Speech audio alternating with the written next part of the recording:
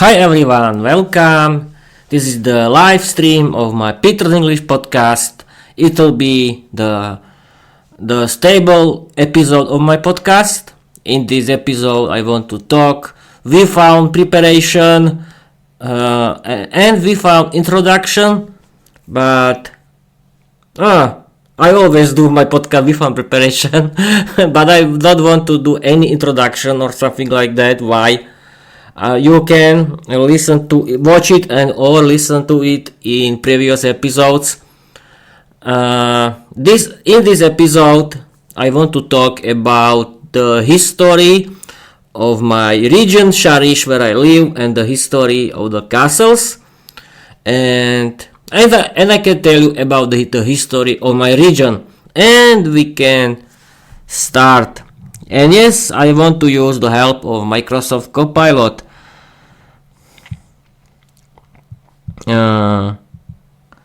Tell me the history of region Šariš in general for my audience.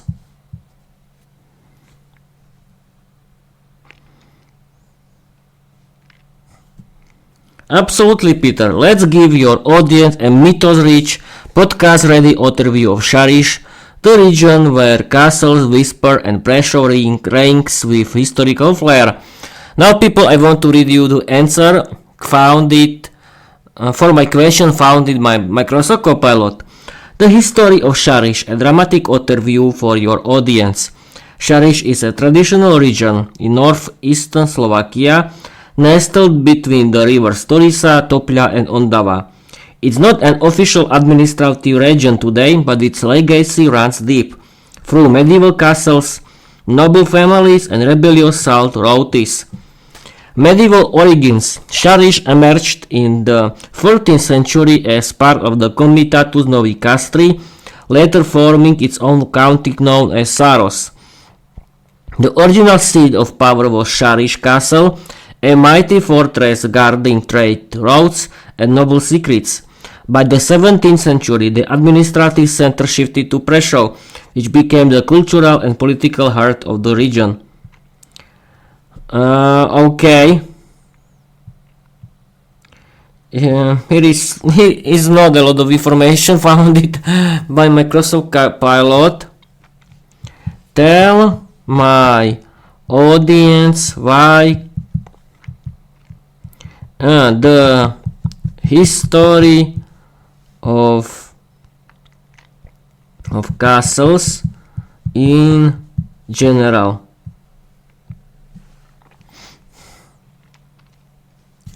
We have to wait. Oh, this is something very interesting. Oh, Microsoft Copilot has found a lot of interesting informations about the history of the castles. Absolutely, Peter. Let's give your audience a mythos-rich podcast-ready overview of the history of castles. Either they're tuning in from Prešov or streaming from the ruins of Šariš Castle, this segment will turn stone walls into storytelling gold. The history of castles, a global overview for your audience. Castles weren't just homes. They were fortresses, symbols of power and centers of medieval life. From Europe to Middle East, they evolved over centuries, adapting to warfare, politics and even tourism. Origins of castles. From 11th to 11th century, the first castles appeared in Western Europe after the fall of the Carolingian Empire, built by feudal lords to protect their lands and assert dominance. Early castles were made of wood and earth, called motte and bailey structures, eventually replaced by stone castles for durability and defense. The castle was not just a home, it was a statement. I rule here and I dare you to challenge me. Castles as military fortresses from 12th to 15th century. Castles became more complex. Moats, drawbridges, towers, and murder holes. Designed to withstand sieges and invasions, especially during the Crusades and Hundred Years' War. Famous example: Windsor Castle, England; Neuschwanstein Castle, Germany; Krag the Chevalier, Syria. Castles were the medieval version of firewalls, protecting data, land, and noble egos. Castles as noble residences from 16th until 18th century. As gunpowder made traditional fortresses obsolete, castles became palatial homes. Architecture shifted toward comfort and aesthetics. Think Baroque and Renaissance styles. Castles hosted royal courts, balls, and political intrigue. The sword was replaced by the challenger, the drawbridge by the drama. Castles around the world. Europe. Thousands of castles, each with unique styles. Gothic, Romanesque, Renaissance, Middle East. Desert fortresses like Alamut Castle and Citadel of Aleppo. Asia. Japanese castles like Himei featured layered defenses and elegant design. Africa. Ethiopia's Fazl Gebi combined European and local styles. Americas. Few true castles, but colonial forts and fantasy style replicas emerged later. Okay, this was people about the castles in general. Now we can talk about the history of the Šariš castle. Let's go home. Let's go home now.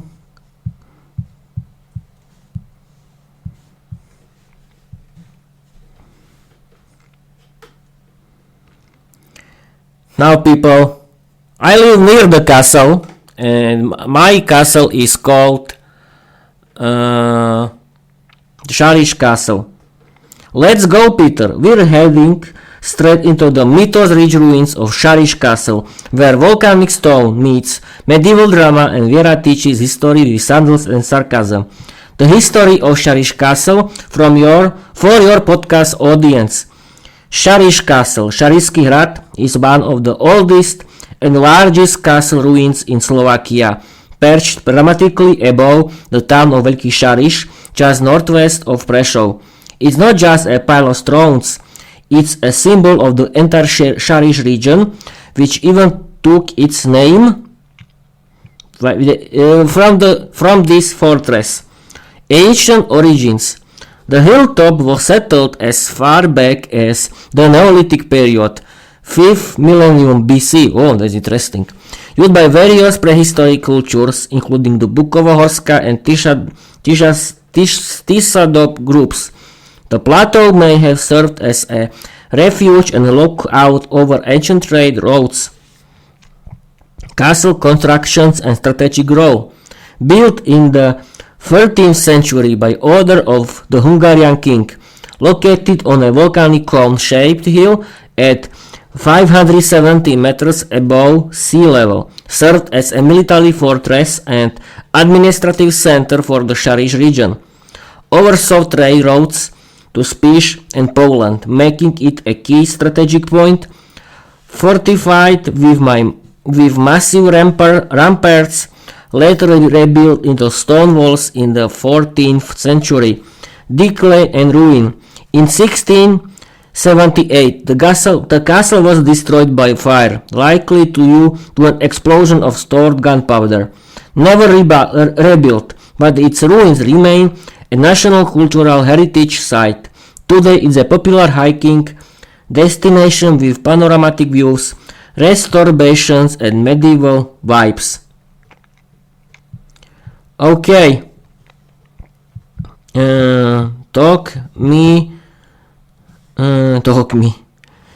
explain, show my audience the history of the all castles in Šariš region.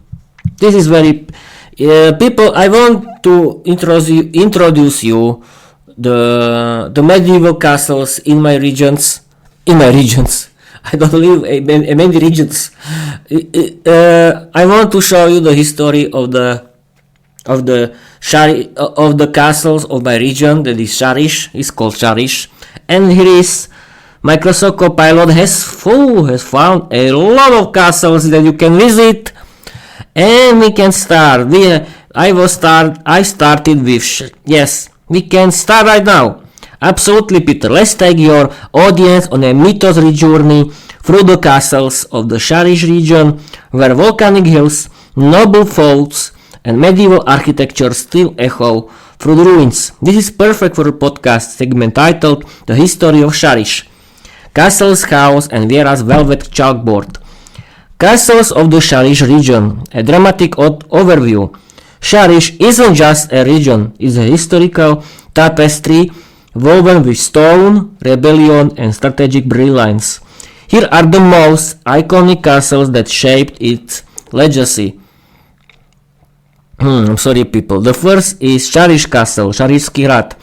Location Veľký Šariš, built 13th century on a volcanic hilltop. Role military fortress, administrative center, trade route guardian. Drama destroyed by fire in 1678, likely from a gunpowder explosion. Today, one of the largest castle ruins in Slovakia with panoramic views and restored bastion. The castle gave the region its name. It ruled, burned, and still watches over Šariš like a stone sentinel. Yes, people, Microsoft Copilot has repeated again the history of the Šariš castle that is near Šariš. It's near Prešov, and we can continue. Brezovička castle, Hrad Brezovička. Location near Lipany. Built 13th century by the Berzevici family. Role guarded the road between Šariš and Spiš. Drama fell into ruin after noble disputes and regional instability. Today, a hidden gem for hikers and history lovers. Built to protect, abandoned by pride. Brezovička whispers through the trees. Zbojnický castle, Bandit's castle. Location near the village of Kamenica. I think the Kamenica near Sabinov, yes. Built likely in the 14th century. Role hideout for local nobles and rebels. Drama associated with bandit. Legends and anti-Habsburg resistance. Today, ruins tucked into forested hills, perfect for mythos-rich storytelling. Not every castle served kings, some served chaos. Haniska Manor, Kaštiel Haniska. Location Haniska near Prešov. Built 19th century, classicistic style. Role noble resistance, cultural hub. Drama survived wars and regime changes. Today, restored and used for events and exhibitions. A manor among ruins where elegance replaced artillery. Rákóczi Manor, Veľký Šariš. Location built on the ruins of an Augustinian monastery. Role linked to František Rákóczi II, leader of anti-Habsburg uprisings. Drama symbol of rebellion and noble pride. Today, cultural monument with deep historical roots. Okay. Now explain the history of Prešov. We can continue with the new topic. Absolutely, Peter. Let's give your audience a mythos-rich podcast-ready overview of Prešov, the cultural heart of the Šariš region, and a city that's seen everything from medieval glory to rebellion and revival. The history of Prešov for your podcast audience. Prešov isn't just a city, it's a historical crossroads shaped by trade, conflict, and cultural fusion. Nestled between the Turisa River and the Šariš Hills, it has been a magnet for settlers, merchants, and empires for centuries. Ancient beginnings. Archaeological finds show that the area was settled as far back as the Middle Paleolithic period, 80,000 years ago until 40,000 years ago. That's interesting. Later cultures, including Bronze Age and Iron Age tribes, left behind pottery, tools and Roman coins, proof of trade with the Roman Empire. Medieval rise. First written mention in 1247 in a document by King Bela IV. In 1299, King Andrew III granted Prešov royal town privileges, transforming it from a village into a bustling medieval center. By the 14th and 15th centuries, Prešov was booming. Craft guilds flourished, blacksmiths, shoemakers, tailors, and the population grew to around 2000. Golden Age and cultural boom. In the 16th century, Prešov doesn't exist. Prešov earned nicknames like Little Vienna and Little Leipzig for its vibrant trade and architecture. The city sat at the crossroads of major trade routes from Poland to Hungary and Spiš to Abo. Noble and merchants built Baroque, Rococo and Gothic townhouses, many of which still line the historic center today. Conflict and rebellions. Prešov was caught in the crossfire of anti-Habsburg uprisings and imperial campaigns from the 16th to 18th centuries. The darkest chapter, Prešov massacre of 1687, when 24 nobles were executed for supporting rebel leader Imre Tokely. The massacre was meant to intimidate other towns, but it became a symbol of resistance. Religious diversity and cultural fusion. Originally Roman Catholic, Prešov embraced Protestantism in the 16th century. Later, Greek Catholic, Jewish, and Orthodox communities flourished. Today, the city hosts multiple bishoprics and a stunning synagogue that reflects its multicultural legacy. Okay.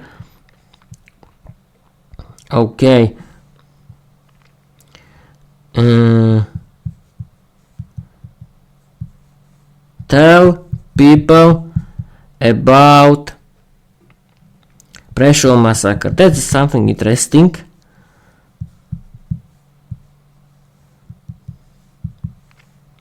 It can be something interesting for you.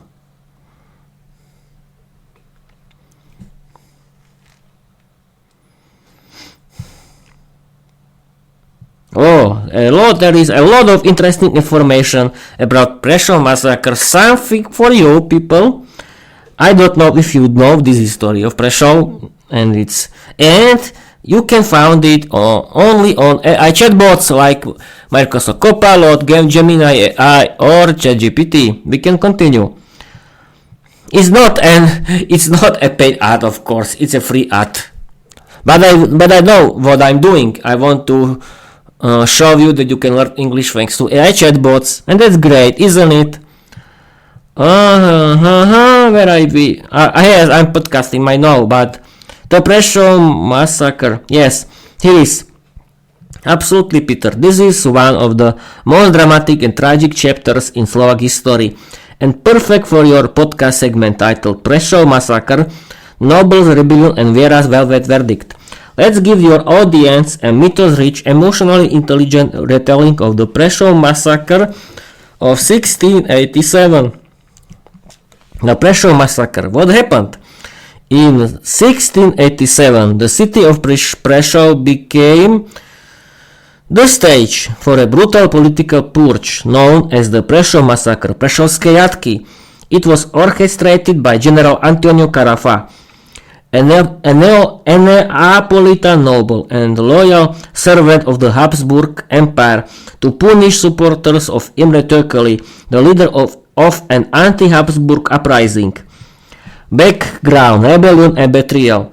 Imre Tokely led a rebellion against the Habsburgs, gaining support from nobles and townspeople across Upper Hungary, including Prešov. In 1684, 4. Imperial forces defeated Tokoli's troops near Prešov. The city surrounded peacefully and citizens were promised safety and amnesty. But in January 1687, General Carafa arrived and violated the surrender terms, locking the city gates and launching a reign of terror. The executions. Carafa established a special tribunal. I think the General Carafa of Habsburg Empire, yes. Carafa established a special tribunal, a political court with no real legal process. Over 24 noble senators and citizens were accused of treason, many falsely. Torture was used to extract confession. Victims were executed in horrifying fashion. Oh, people! Children, go sleep! This is not for you! First, their right arms were cut off. Oh, it's disgusting. I have to repeat. First, their right arms were cut off. Then they were beheaded. Their bodies were quartered and displayed on the city gates as a warning. Ah, medieval terror. A dark age. Really. Terrible. Something terrible. Legacy and memory. The massacre became a symbol of imperial cruelty and a religious persecution, especially against Protestants.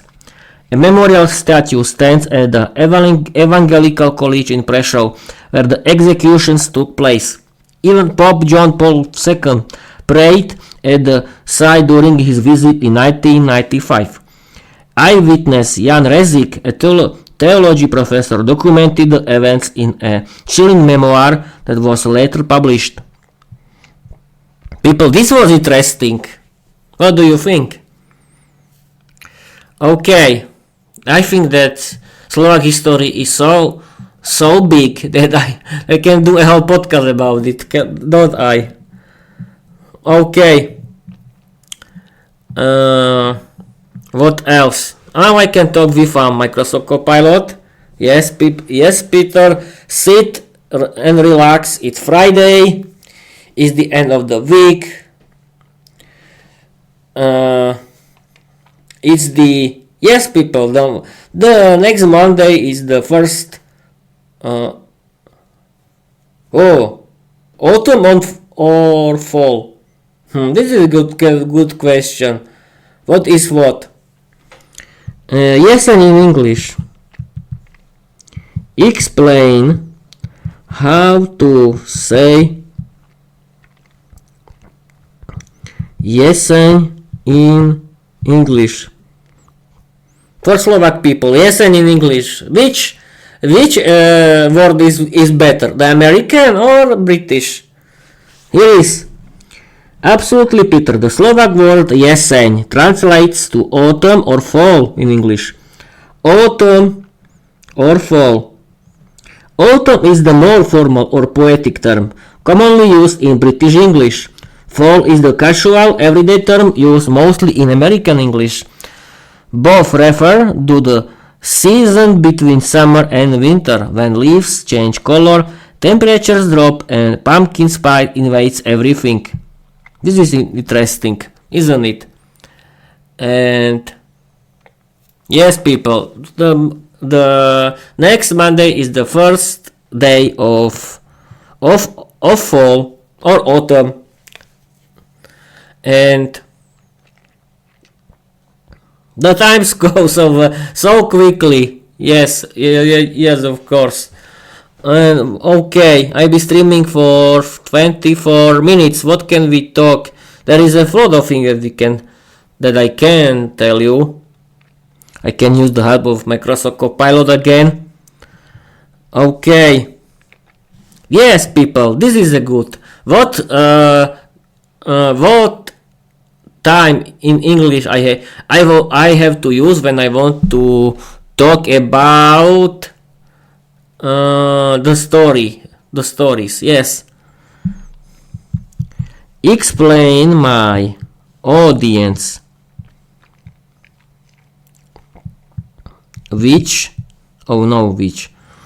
what kind of English time I have to use when I want to explain what happens to me, what happened to me in the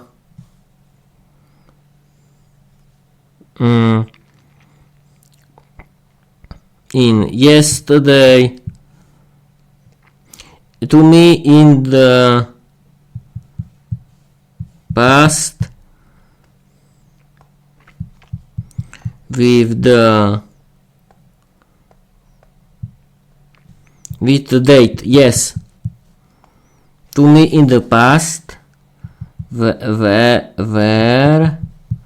we know the clear date.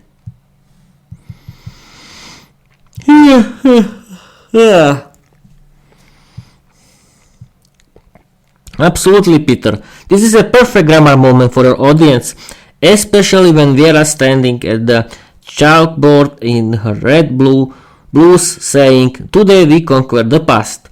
Which English tense? Not time. Time is something different. Peter, don't use time anymore when you want to talk about English tenses, yes, of course.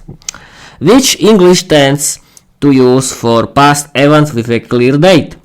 When you want to explain something that happened in the past and you know the exact time or date, you should use the past simple tense. Use past simple tense structure: subject plus past verb plus time expression. Examples: I streamed my podcast on Saturday. Peter worked with the wildest plastic machine on Friday. Viera taught English to vampires last October. People, this was only examples. Time expressions that trigger past simple: yesterday, last week, last month, last year, in 2022, in September, on Monday, 2 days ago, 5 years ago, at 3 p.m. on the 19th of September. If you can point to the calendar or clock, it's past simple. Time. Viera's mythos commentary. The past is not a mystery, it's a statement. When the date is known, the verb bows and becomes simple. Okay. I have a new question for me and my audience.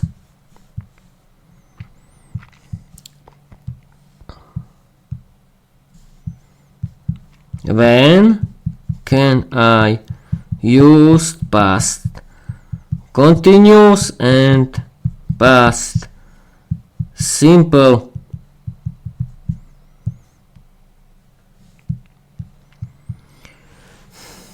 Okay, this is a very good question from English grammar.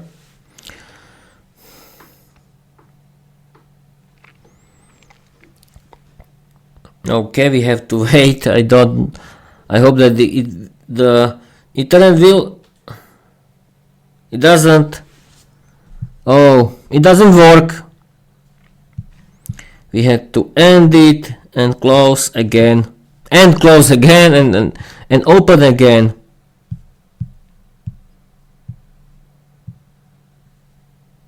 Now everything works. Great question, Peter. This is grammar gold for your audience, especially when Viera's teaching with dramatic flair and Zoltan's interrupting with bat level confusion. Let's break it down mythos style.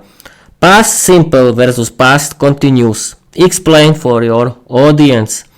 Past simple. Use it when something happened and finished in the past.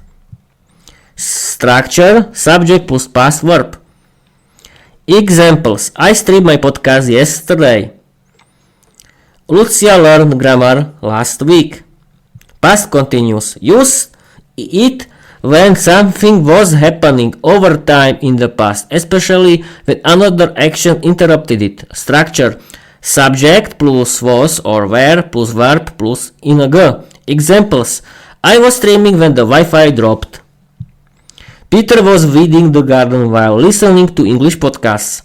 Viera was watching when Zoltan flew into the classroom. How to use both together. Used past continuous for the background action and past simple for the interrupting action. Example. I was recording my podcast when the neighbor started moving the lawn. Lucia was studying when Viera threw a grammar book at her. Very good examples created by Microsoft Copilot. Okay, we have to repeat. We have to repeat how to use both together. Use past continuous for the background action and the past simple for the interrupting action. Excellent idea. And yes, we were talking about history of the Šariš, the history of castles in general, and the history of Prešov and the castles in my Šariš region where I live. And I was talking with Microsoft Copilot about past simple and past continuous. Very interesting grammar, I think. And I think that's it. Yes, I can open this grammar window with a. Okay, but there is a lot. You can simply ask. Yes, exactly. Use the help of AI chatbots. I can explain you English grammar because I wanted to show you how to do it, and you can use it and you can chat with it. Okay. What else? Yes. Create a new funny story inspired by my novel Viera the Vampire Girl Diary. Use past simple and past continuous. Absolutely, Peter. Here's a brand new funny story inspired by Viera the Vampire Girl Diary, packed with the past simple and past continuous to teach your audience grammar while making them laugh. And that's the main goal of this podcast. Yes. Now, my people, I want to read you the story created by Microsoft Copilot. Absolutely, yes, of course, I can say, Peter, start, please. Viera's grammar class gone wrong. Last Tuesday, Viera decided to teach English grammar in her castle's underground classroom. She wore her red velvet blouse and sandals, and she was holding a chalkboard that glowed with ancient vampire energy. Lucia was sitting at her desk while Zoltan the bat was flying in circles above her head. Peter was preparing his podcast mic in the corner, but he wasn't recording yet. He was waiting for the chaos to begin. Viera said, "Today we learn past simple and past continuous. No garlic, no excuses." While she was explaining the difference between I streamed and I was streaming, Zoltan crashed into the chalkboard and erased half the verbs. Microsoft Copilot Viera's bet Zoltan. Zoltan was flying when he ruined my grammar, she said calmly. Lucia was learning when she lost her mind. Lucia is the sister of Viera. It's the character created by myself. You can find her in my novel Viera the Vampire Girl Diary. Peter was podcasting when the castle Wi-Fi betrayed him. Yes, people. My Wi-Fi betrayed me because I discovered that Wi-Fi doesn't work well. This is the main reason why Wi-Fi betrayed me. Suddenly, the castle lights flickered. Peter tried to fix the mesh network, but while he was crawling under the table where I was writing, I streamed while Peter was panicking on the board. Lucia raised her hand. Can I use past continuous for emotional damage? Vera nodded. Only if it happens slowly. Grammar recap for your audience. Past simple. Zoltan crashed. Past continuous. Zoltan was flying when he crashed. Use past continuous for background actions and past simple for interruptions or completed events. Okay, I think that's all for this episode. I'll be streaming for 45 minutes. Thank you for watching. Thank you for listening. I think today's episode was for you very interesting. You know a lot of new information found in my Microsoft Copilot. Thank you, Microsoft Copilot. And I'm your host, Peter. I'm the owner of Peter's English Podcast. My podcast is for learning English. It's about learning English,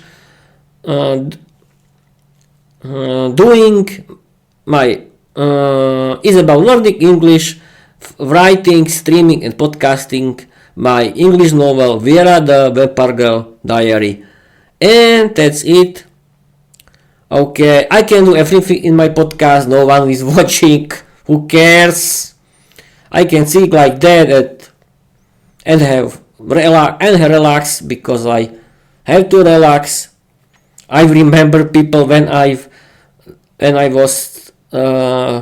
started the first episode of my podcast. The first episodes were something like yes, and you can find these episodes older in my podcast playlist. And yes, people, I've tried to tell you the stories without preparation. Remember, you can find these stories, and the stories are I was inspired by Luke's English podcast episode about the pink gorilla. I think it was. You have to listen it. It's very funny and interesting. Luke's English podcast. I really recommend you. What is Luke's English podcast? Luke's English podcast is an British English podcast created by Luke Thompson. He is an English teacher, stand-up comedian. He is podcasting for 15 years, and his podcast is about real British English. Every episode has 1 hour, at least 1 hour. Luke has created 952 episodes, and don't forget to buy his Luke's English Podcast Premium. It's about real British English grammar and British English vocabulary. It's about Luke is teaching English grammar only for you when you buy it. But I recommend buy it because Luke's English Podcast is a very good podcast. I like it, and I'm started to talk about my podcast. I can tell you about All Ears English Podcast. All Ears English Podcast is about American English. It has two. There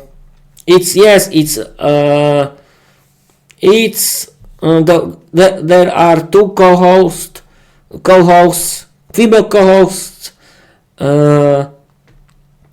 It's about American culture, American English grammar.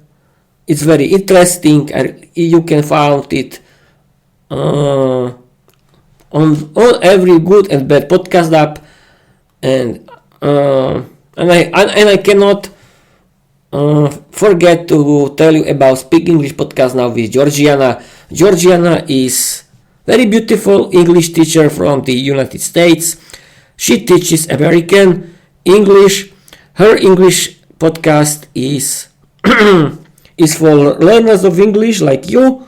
You can listen to it, but when you want to listen natural English, conversation. Listen to all these English podcasts and Look English podcast. And don't forget to listen to Speak English podcast now with Georgiana. Her voice is very sweet. She is a lovely American woman. She's not only beautiful but good. She is good. But yes, don't forget, you can find very interesting information how to learn English in fun and modern way in jazykový mentoring.sk. It's led by Slovak polyglot Lidia Machova. She speaks 9 languages, and she I'm losing my voice. No.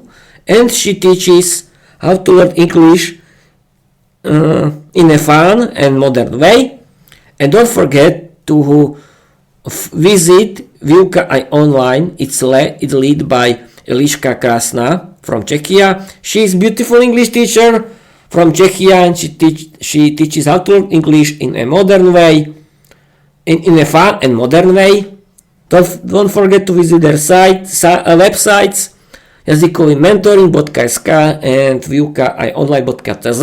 This is for Slovak and Czech people. And yes, people, my radio show has to end up because I'm losing my voice. I've been streaming and recording for 41 minutes. Everything is working, and people, I discovered how my mesh system works. I have to tell you that how to use your mesh system. If you have a large house, you need to use mesh system. How to do it? The first unit has to be connected via a LAN cable to your main router or to your modem, and the other units are connected to your main unit as satellites. They don't talk with each other. They talk only with the main unit. And I discovered it when I discovered why my unit in this room has weak signal with the main unit. Why? Because, as I said before, the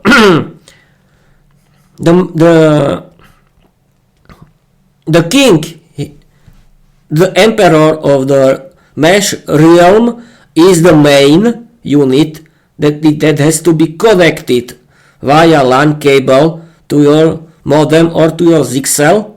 Oh, what I'm talking about, this is my router. I'm sorry, or to your modem. Why it has to be connected? Because the best idea is that it has to be connected via LAN, because the Wi-Fi is not strong. How Wi-Fi works? The Wi-Fi works that the best signal is in the room with the unit, but when you want to use the internet of the other room with the walls, the signal is weaker and worse. And this is the main reason why you have to connect your main unit that is the main central hub of your mesh system directly via LAN cable to your router of modem, and other units are connected via Wi-Fi or LAN cables. And I discovered that they not communicate with each other, that the main ruler, the main emperor, the king of this realm of mesh system is the main unit, and his satellites are connected directly to him, and they don't talk with each other. And the other thing is that the signal, the Wi-Fi works vertically. This is vertically, I think. I hope I use the right word in English. Vertically, But when you want to use the signal in different rooms that are under, you have a big problem, people. But my unit is here in this room and it works, but the signal is weak. But you can connect it directly via LAN cables to your every unit of your mesh system, and the main unit has to be connected directly to your router or modem, and then it can work perfectly. But I cannot use the help of LAN cable because I don't want to destroy my house. It cannot follow me. Yes, people.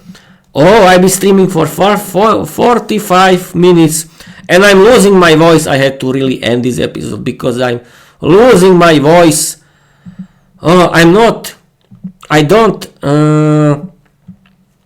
It's not usual to talk so long for me for 46 minutes. Excellent. Okay, what else? Yes, I was talking about mesh system. That is a good helper, but it can work only with when is the main unit directly connected via LAN cable to your router or modem. And you have to think about the satellites.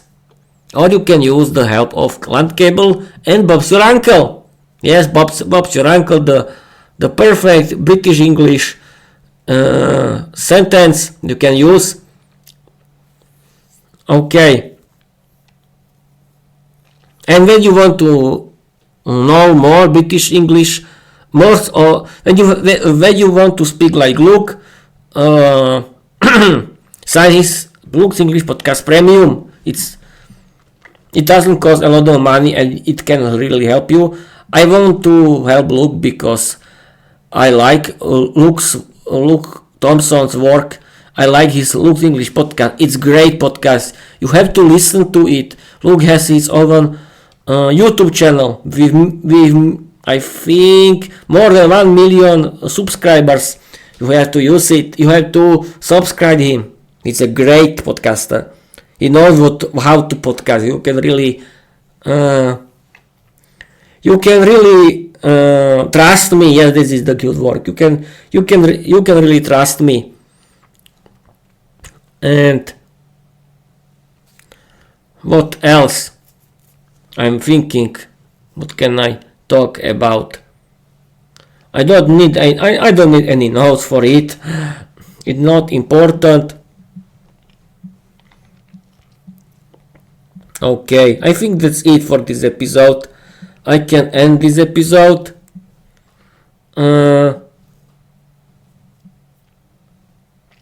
Okay, I'm thinking what to say now.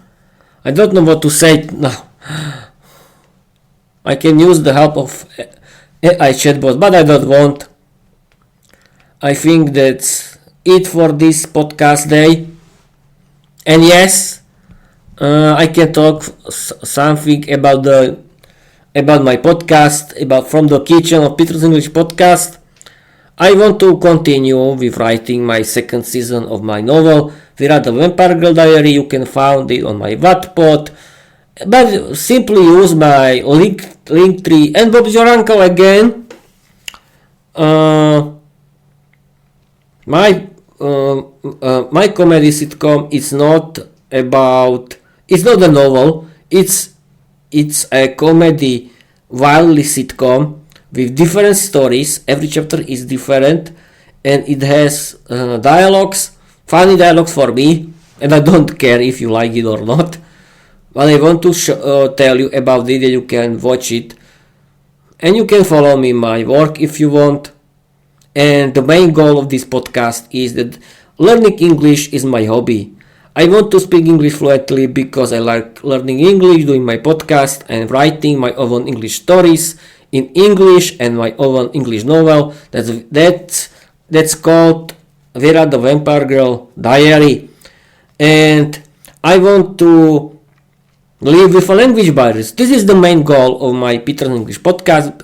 And thanks to rambling in my podcast, I can practice my speaking skills in English and improve it, and it's great.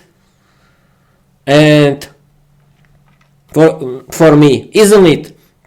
Because I want to live with language barriers, I want to have better paid job, because you when you want to have better paid job, you need to speak English, because English is the business language. And yes, and I want to connect with everyone who likes learning English, does his own English podcast, and writes his own English novel. Yes, I want to connect with this kind of people, not with everyone, with this kind of people who like learning English and are fanatics like me. This is the main goal. You can connect with everyone when you are podcasting. It's not about be alone. I'm not alone. And yes, the best part of English is that English is an international language. Everyone uses English, and everyone will use English. And there is a big content in English that you can listen, because English is the international language that is the biggest language of the internet. You can watch movies and series in English, and that's great. You can listen to your favorite English podcast. What's an English podcast? English podcast is a radio show or TV show that you can download as a audio podcast from your podcast app, or you can watch it on YouTube. And you can simply follow or subscribe your favorite English podcaster, and there are a lot of podcasts on different topics in English, and that's great. But simply listen my favorite English podcast you can find on my Linktree. Then you can listen to English audiobooks and listen and read it in the same time, and you can improve your reading skills. But you have to read something that is interesting for you, and you can write your own stories. But I recommend you people create your own English novel that has to be funny, and you have to care, and you have to like your main character. This is the main goal. You have to like your main character. Create a story that is funny and good for you. Publish it on your podcast, and Bob's your uncle. You can do it regularly and have fun with it like me. And do your own English podcast in English. Practice your speaking skills. Do something funny and interesting. Speak about your hobbies in English, and show the whole world that your way of learning English, that you can have fun with it, and speak about everything in your podcast what you want. That you don't need to sit in the classroom and be bored with the boring English grammar. I was thinking lessons, but hire your own English teacher, and I really recommend you, because I have my own English teacher and I like my English lessons with my English teacher. I have to tell that thank you English, that thank you my English teacher. I like your English lesson with me a lot.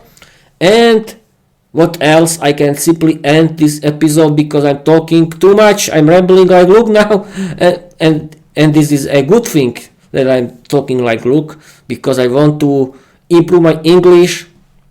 And the best way I have to do it, I have to talk and talk and talk and talk, and I have to do it regularly. And why I have to do offline rambles when I can do my own English podcast, record it thanks to my live stream and recording with my gear. And yes, what to use for your podcast? You have to use your gaming notebook, because you need to use the power of your gaming card for your recordings. Use free open source software for recording, for streaming and recording. There are a lot of websites that you can use for streaming, and use good microphone, but you don't need to buy but you don't need to pay a lot of money, and you need at least full HD webcam with 60 pixels per second. Why? Because I think this is the standard for today, full HD 60 pixels per second, and I think that video full HD podcast in 60 pixels per second is the future of the internet. But yes, of course, you can listen classic English audio podcasts, because yes, I have to tell you how to practice your listening in this episode. Yes, I'm doing it again because I like it. I want to show you. You can simply relax, but I really recommend you work at home, do your chores while are you listening, and you don't need to listen to the whole episode. You can simply listen some time of the episode, and you can listen it later, but you have to do it regularly.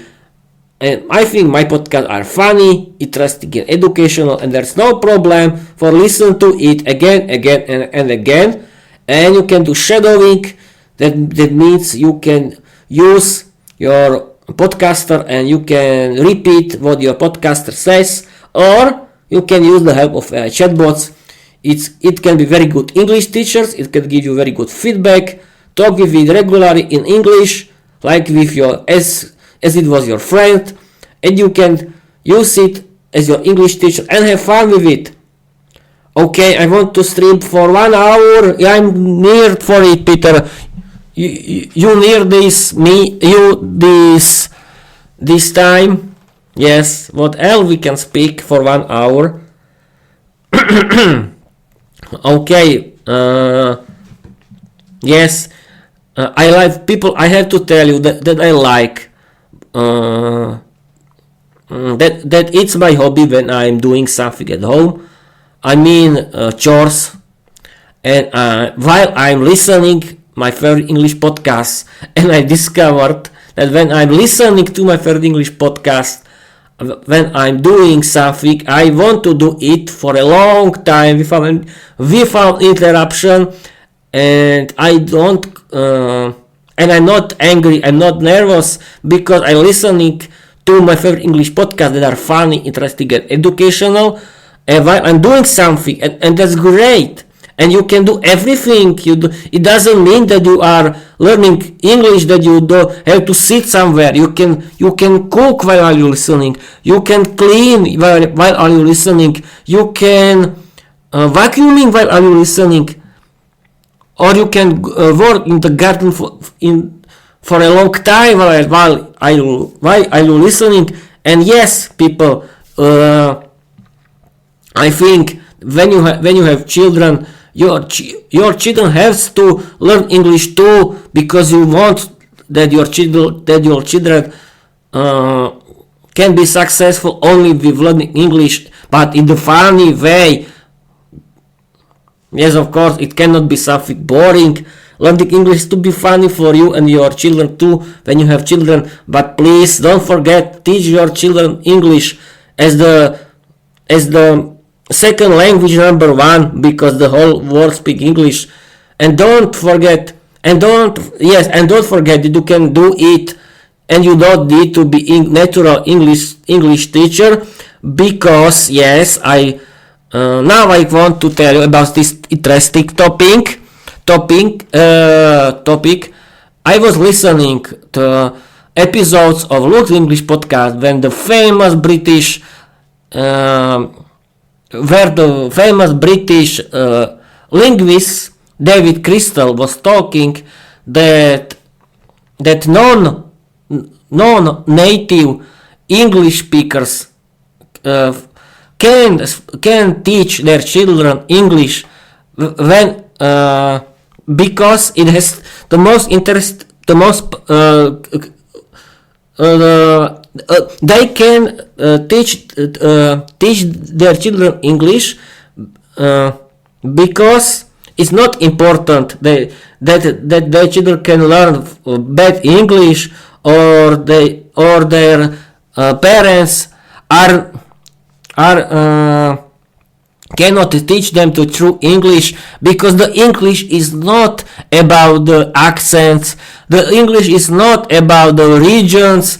The most important thing is that that everyone can understand you, and that's it. It's not important that you sound differently in English, and this is the message of the famous David Crystal. It's not important that that you speak English badly, or you sound or you have Czech or Slovak sentence. Do not care about it. Simply teach their children the English. It doesn't matter when you teach them bad English. They can find the grammatical correct English on the internet today. But you have to speak in English with your children when you want teach them English. And I think it's very important that your children have to speak English today. And trust me, later when they are adults, it can be that they can discover this big English word and be successful in their life. Don't forget. And yes, there can later learn languages, but in school, the school system doesn't work in Slovakia. Your children can learn English in funny way like you, and that's great. And it doesn't matter when you are not that you are not English native speaker. It doesn't matter. This is the message of David Crystal. Found these episodes on Luke's English podcast, and you will discover that it doesn't matter when you speak English badly, because your children can find the grammatical correct English on the internet. Don't trust me, it's true. Don't believe people who are talking that when you are not a natural English speaker, that you cannot teach your children English. Don't trust these people. This is rubbish. This is nonsense, bullshit.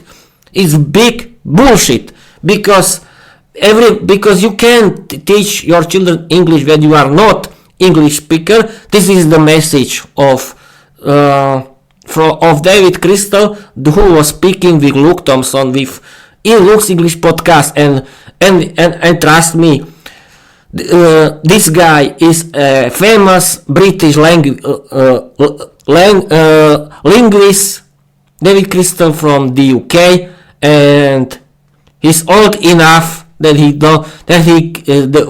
knows what he is speaking. And yes, this is the end of Peter's English podcast episode. Thank you for watching, thank you for listening, and I want to tell you bye bye, and follow me.